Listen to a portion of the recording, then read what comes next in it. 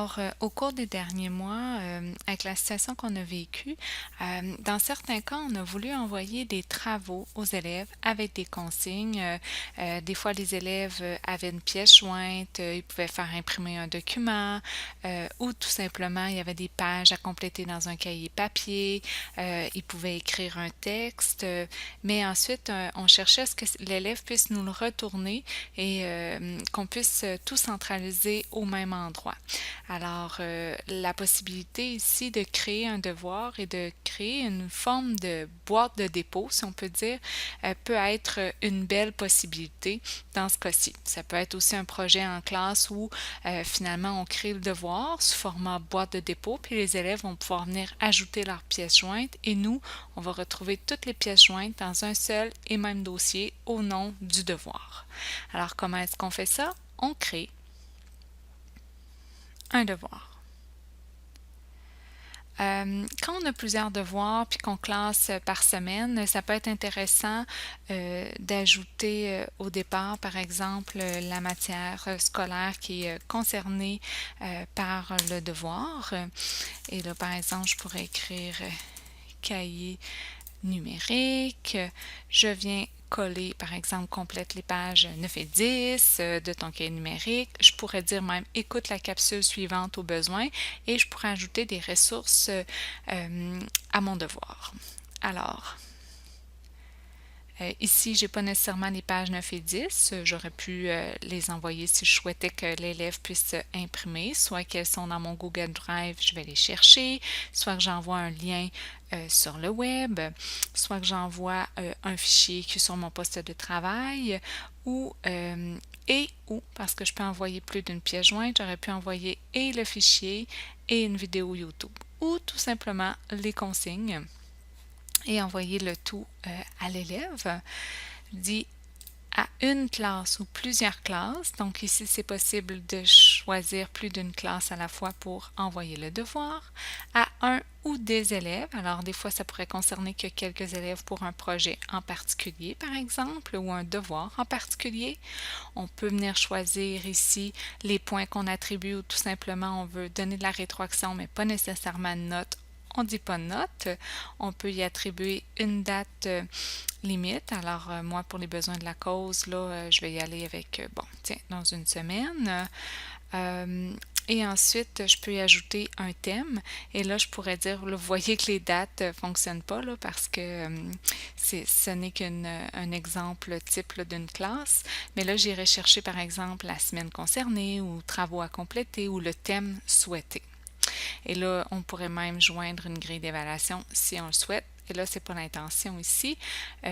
Alors, ensuite, je peux publier, encore une fois, mon petit bec vers le bas, mon petit triangle pour publier, programmer mon devoir, enregistrer le brouillon. Moi, ce que je veux pour l'instant, c'est de publier le devoir.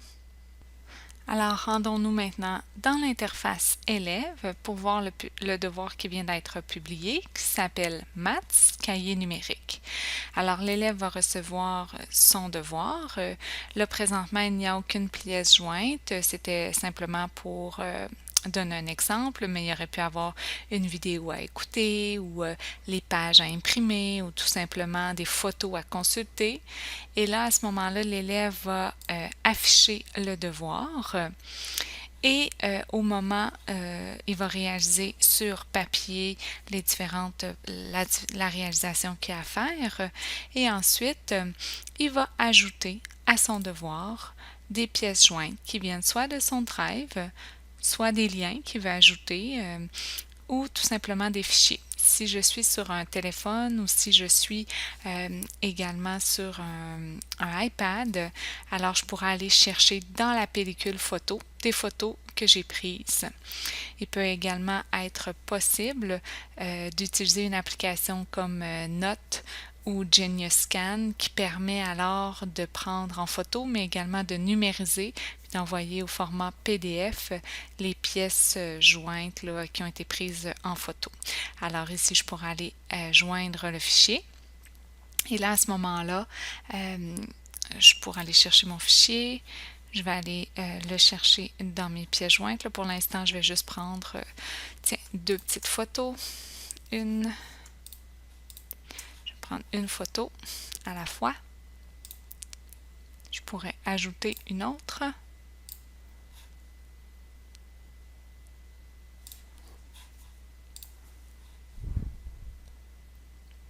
Et là, à ce moment-là, je vais dire « Rendre le devoir ».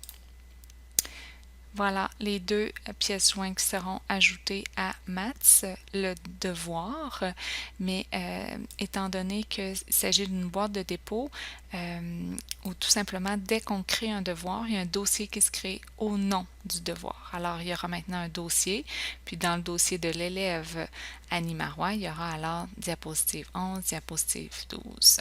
J'envoie le tout. Voyons voir pour retourner dans l'interface de l'enseignant. Je retourne dans Travaux devoirs. J'actualise ma page. Je retourne dans Cahier numérique. On voit qu'il y a un devoir qui a été remis. Et lorsque je vais voir, je vais avoir tous mes élèves ici. Je vais avoir les pièces jointes de mon élève. Alors, j'ai la première pièce jointe, j'ai la deuxième pièce jointe. Alors, je pourrais naviguer d'un élève à l'autre. Si j'avais plus d'un élève, je pourrais me déplacer à travers les élèves.